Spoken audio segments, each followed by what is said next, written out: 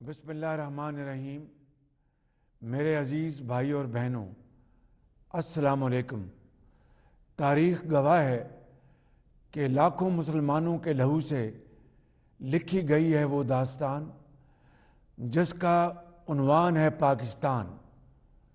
وطن عزیز کے 75ویں یوم آزادی پر میں تحریک آزادی کے ان گنت جانثاروں کو خراج عقیدت اور پوری دنیا میں آباد ہر پاکستانی کو مبارک پیش کرتا ہوں، مگر آج محض ایک مبارکباد کافی نہیں۔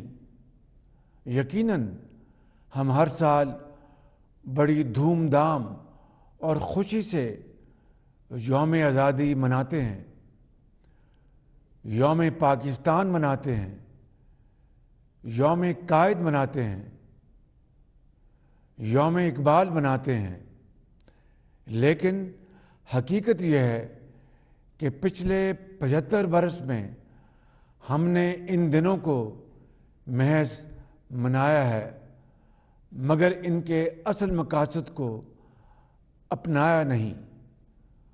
پاکستان کو ایسا نہیں بنایا جسے دیکھ کر خود ہمارا دل یہ گواہی دے کہ قائد اور لاکھوں شہداء کی روحیں مطمئن اور آسودہ ہوں گی۔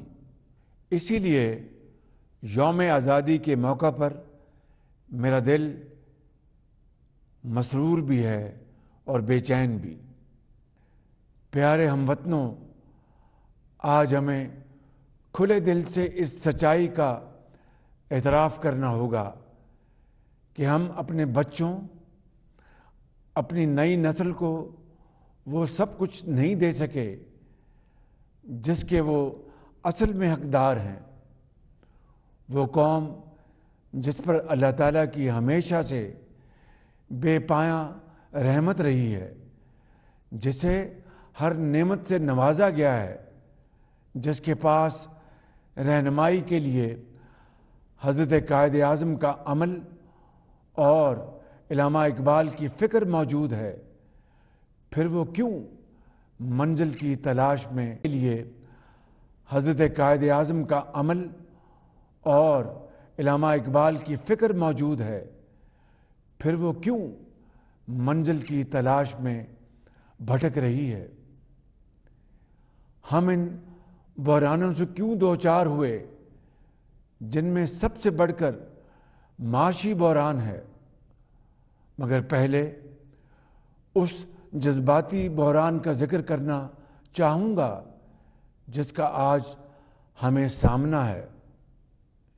یہ بحران خودی، خودداری، خود اعتمادی پر ہمارے یقین کا متزلزل ہونا ہے، جس کے اثرات آج ہمارے قومی وجود کو اپنی لپیٹ میں لیے ہوئے ہیں۔ حالانکہ ہمارا قومی کردار، جذبے، ہمت اپنی لپیٹ میں لیے ہوئے ہیں۔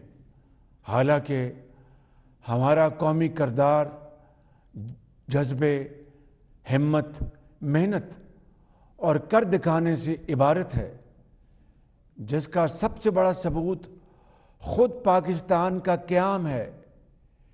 یہی وہ جذبہ تھا جو علامہ اقبال نے سوئی ہوئی ملت میں جگایا، جس کی مدد سے قائد اعظم محمد علی جناح کی عظیم الشان قیادت نے ایک خواب کو تعبیر میں بدل دیا اور پاکستان معرض وجود میں آ گیا۔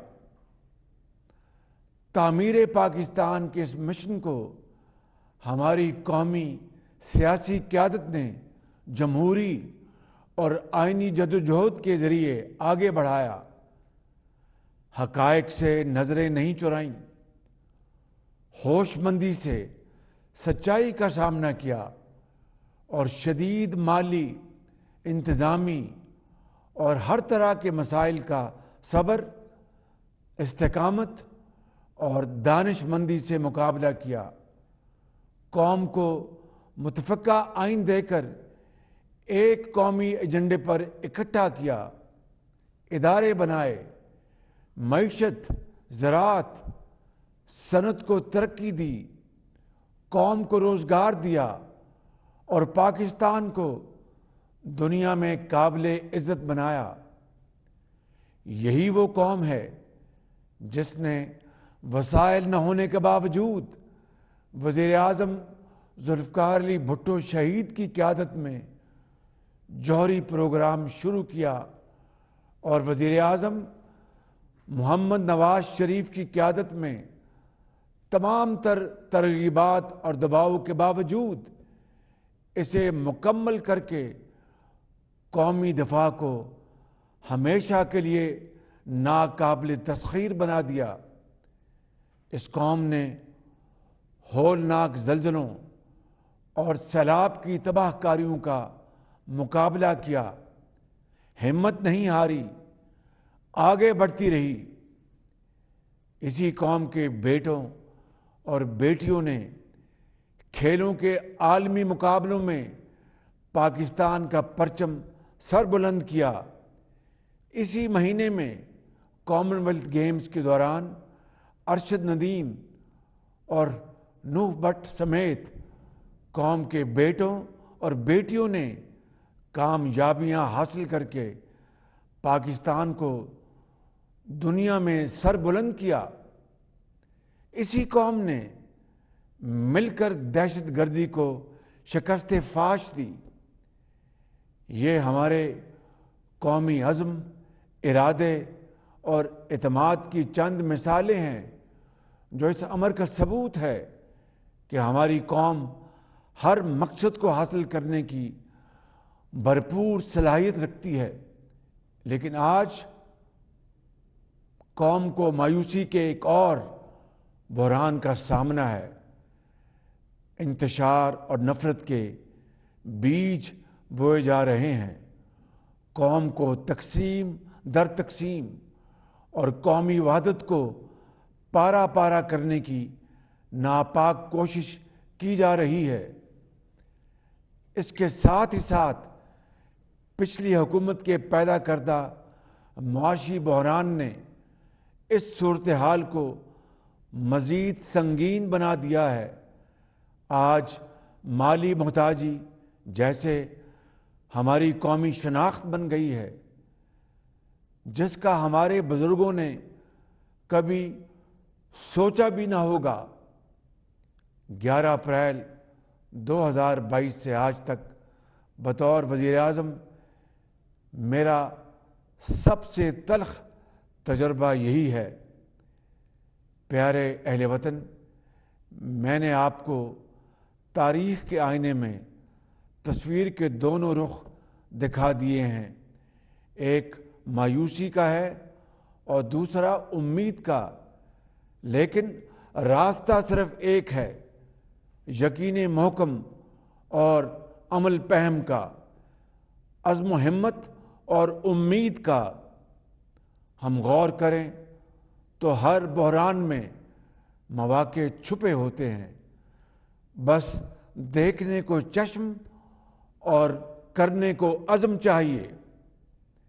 اس جدوجہد کی ابتدا ہم کر چکے ہیں۔ ہم نے اللہ تعالیٰ کے فضل و کرم سے مختصر وقت میں ملک کو معاشی بحران سے نکالنے کے لیے دن رات محنت کی، جو اب بھی جاری ہے، جس کی وجہ سے پاکستان معاشی طور پر دیوالیہ ہونے سے بچ گیا، الحمدللہ۔ سابق حکومت نے 48 ارب ڈالرز کا پاکستان کی تاریخ کا سب سے بڑا تجارتی خسارہ چھوڑا ہے۔ اس خسارے کو کم کرنے کے لیے ہمیں دوست ممالک اور عالمی مالیاتی اداروں سے قرض لینا پڑا ہے۔ کیا یہ ہے حقیقی آزادی؟ سابق حکومت نے صرف 4.25 سال میں 20,000 ارب روپے کا تاریخ کا سب سے بڑا قرض لیا۔ جس کے سود کی ادائیگی بھی محال ہو چکی ہے، کیا یہ ہے حقیقی آزادی؟ 2017-18 میں ہم پاکستان کو گندم میں خود کفیل چھوڑ کر گئے تھے۔ آج پچھلی حکومت کی مجرمانہ غفلت کے نتیجے میں ہم اربوں ڈالر کی لاگت سے گندم باہر سے منگوانے پر مجبور ہیں۔ کیا یہ ہے حقیقی آزادی؟ پچھلی حکومت نے کرپشن سنگین اور مجرمانہ غفلت کرتے ہوئے LNG کا کوئی بھی طویل المدتی معاہدہ نہیں کیا، جو اس وقت انتہائی سستے داموں مل رہی تھی۔ آج لوڈ شیڈنگ اور مہنگی بجلی کی بنیادی وجہ یہی ہے۔ کیا یہ ہے حقیقی آزادی؟ کیا میں یہ پوچھ سکتا ہوں کہ پچھلی حکومت نے کس کے اشارے پر سی پیک کے منصوبوں کو بند کر کے پاکستان کی معیشت کو ناقابل تلافی نقصان پہنچایا؟ کیا یہ ہے حقیقی آزادی؟ عزیز اہل وطن، ہماری معاشی پالیسیوں کے نتیجے میں غیر ضروری امپورٹس کو سختی سے کنٹرول کیا گیا ہے، جس کے نتیجے میں آج پاکستانی روپیہ دن بدن مضبوط ہو رہا ہے۔ سادگی کو اپناتے ہوئے ہم خوددار قوموں کی طرح اپنے وسائل پر انحصار کریں گے۔ اربوں ڈالر خرچ کر کے ہم باہر سے تیل اور گیس منگوا کر مہنگی بجلی پیدا کرتے ہیں۔ اس کی جگہ ہم نے ہزاروں میگا واٹ سولر انرجی کے منصوبے لگانے کا فیصلہ کیا ہے۔ اس سے ایک طرف اربوں ڈالر کی بچت ہوگی، کیونکہ مہنگا تیل اور گیس نہیں منگوانی پڑے گی، اور دوسری طرف عوام کو سستی بجلی بھی مہیا ہوگی انشاءاللہ۔ ہم نے تہیہ کیا ہے کہ پاکستان کو معاشی خود انحصاری کے راستے پر لے کے جائیں گے، کیونکہ معاشی آزادی کے بغیر آزادی کا تصور ناممکن ہے۔ اسی لیے میں نے اپوزیشن لیڈر کے طور پر مساق معیشت کی پیشکش کی تھی، اور بطور وزیر اعظم آج ایک مرتبہ پھر خلوص دل سے اس کا اعادہ کر رہا ہوں، اس کی پیشکش کر رہا ہوں۔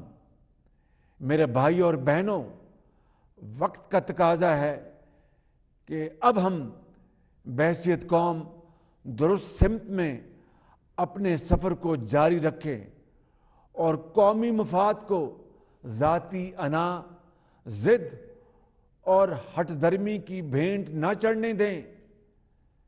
ہمیں یاد رکھنا چاہیے کہ حقیقی سیاسی قیادت الیکشن پہ نہیں، آنے والی نسلوں کے مستقبل پہ نظر رکھتی ہے۔